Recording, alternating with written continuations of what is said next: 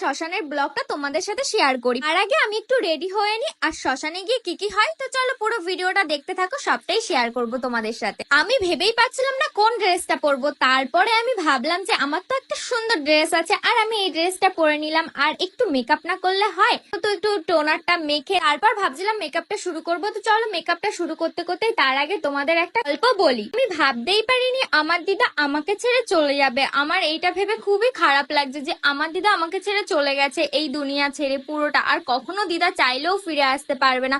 যাই হোক, সবারই একদিন না একদিন উপরে যেতে হবে, এইটা নিয়ে মন খারাপ করে আর কিছুই হবে না, এইটাই নিজের মনকে বুঝ দিচ্ছিলাম। তাও মনটা কেমন করছে দিদার জন্য, খুবই কষ্ট হচ্ছিল আমার দিদার জন্য যে দিদা দুনিয়া ছেড়ে চলে গেল। আমার ছোটবেলার থেকে যার সাথে এত কথা এত কিছু, যাকে আমি সবকিছু শেয়ার করতাম, হাসি মজা দুঃখ, আমাকে কত রকম গল্পও বলতো। তোমাদের দিদা কি তোমাদের গল্প শোনাতো? আমাকে কিন্তু ছোটবেলার থেকে